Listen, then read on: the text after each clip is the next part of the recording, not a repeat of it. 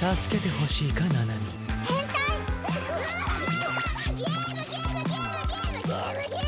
心を燃やせ。限界を超えろ。 Hello and welcome to More Than Headlines, your weekly anime news podcast made by Australians for global citizens. I'm your extremely humble host, Brendan White, aka the Salt and Pepper Senpai, and joining me on this episode is no one. I am more alone than Shuya Ishida, as my trusted co-host and rival is currently recovering from her hen's night. So for the next few weeks, listeners and viewers, you've just got me delivering you the latest and greatest news from the world of anime. So please make yourself a cuppa, grab a biscuit, and get comfortable as it's time for... You like the news? All right, and the first news headline that I'm bringing to the table today, I've titled Vale Gainax. Gainax, the studio behind iconic anime such as Neon Genesis Evangelion and Fooly Cooly, has sadly filed for bankruptcy, just shy of its 40th anniversary. The studio's financial troubles, stemming from mismanagement and poor business decisions since 2012, culminated in this drastic move on May 29th. Gainax's statement highlighted multiple issues, including failed ventures, unsecured loans, and the departure of key personnel. The studio's downfall accelerated after Tomohiro Maki, its head since 1992, was arrested in 2019, leading to operational paralysis. The studio attempted a revival in 2020, but discovered significant financial discrepancies and unauthorized IP transfers. Despite its best efforts to manage its debts and collaborate with creditors like Kara, the burden proved insurmountable. Kara, led by Gainax co-founder Hideki Anno, had tried to assist but ultimately could not prevent the collapse. Gainax is now working to ensure proper management of its intellectual properties post-bankruptcy. Kara has acquired the Gainax trademark and is overseeing its future use. Gainax clarified it is no longer affiliated with its regional offshoots and related companies. The studio closure marks the end of an era for the creators of some of my personal favorites. Gurren Lagann and Fooly Cooly are on my top 10 of all time list, so this is a tough one. So pour some out for all those fallen Gainax soldiers out there, and thanks for the good times and thanks for the memories. Headline number 2 this week, I've titled Hasta la Vista, Baby. Netflix has announced Timothy Olyphant as the lead in the new anime series Terminator Zero. Produced by Skydance Animation and Production IG, the series based on the Terminator franchise premieres worldwide on the 29th of August. In a sneak peek during the Next on Netflix animation video, Netflix also revealed it will present more footage and new characters at Anime Expo on the 5th of July. Terminator Zero, an 8-episode series set in the Terminator universe, introduces new characters and a gripping storyline. The plot follows a soldier sent back to 1997 to protect scientist Malcolm Lee, whose AI project could rival Skynet. Directed by Masashi Kudo, with Mattson Tomlin as showrunner, the series promises to be a thrilling addition to the franchise. Terminator Zero releases on the 29th of August, and I personally could not be more excited. Terminator 2 is one of the greatest science fiction films. Actually, scrap that. One of the greatest films of all time, in my opinion. And Timothy Olyphant is one of my favorite on-screen humans and quite possibly TV's coolest cowboy. The hype and potential for this one, at least for me, is very, very high. All right, moving on to headline number 3. The very first American Manga Awards have been announced.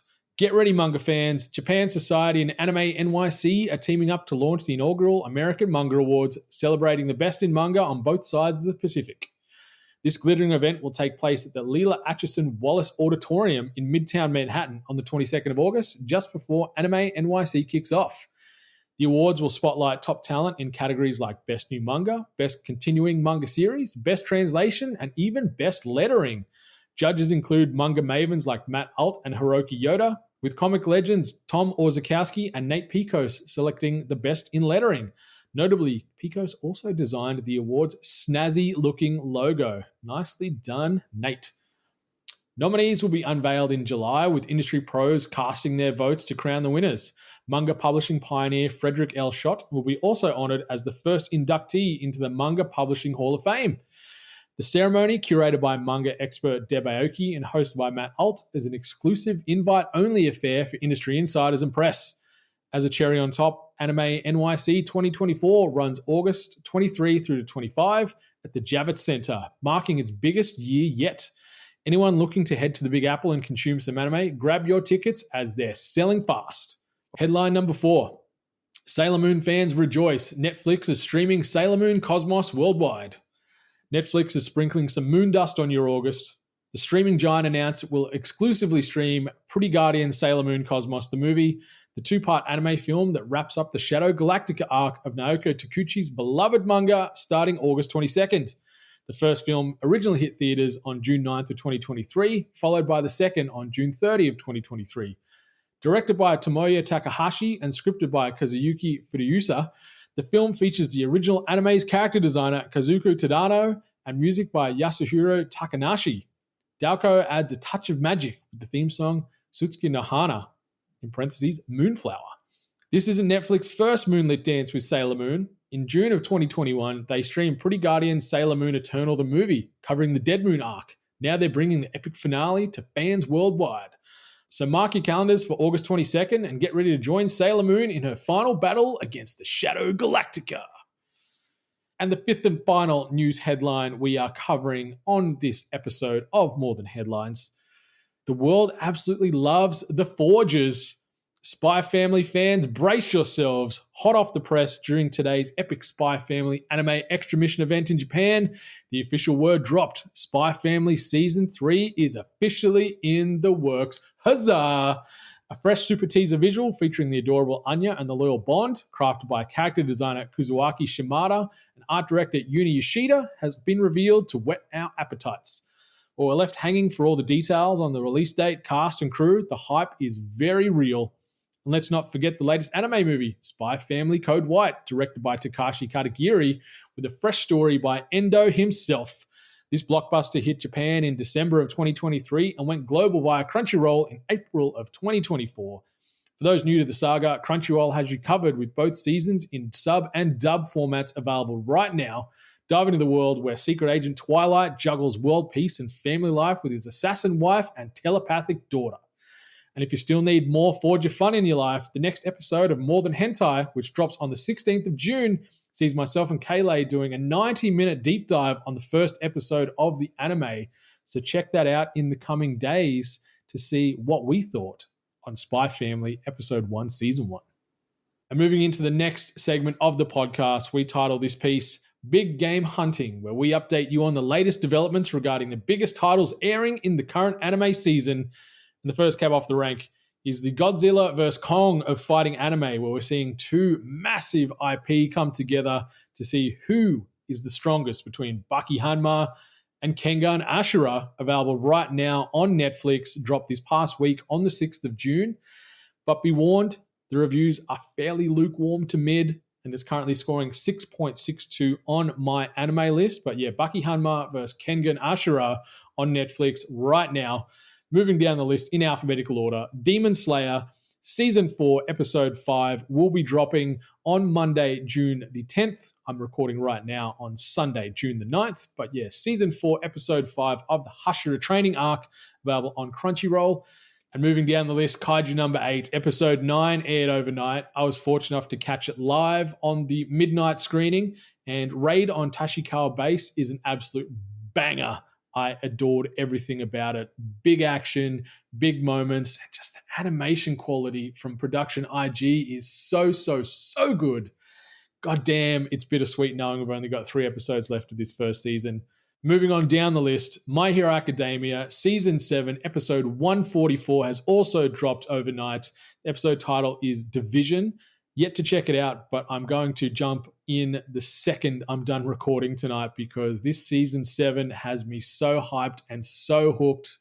And I just want to see where they go with it because I'm loving that it's getting darker and heavier and more intense as these episodes roll on. I just want to see what my boy Deku's up to. And the last big title we wanted to showcase here from an anime lens, One Piece Season 14, Episode 1108 has also dropped overnight.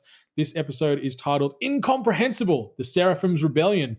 And yeah, it's available right now on Crunchyroll.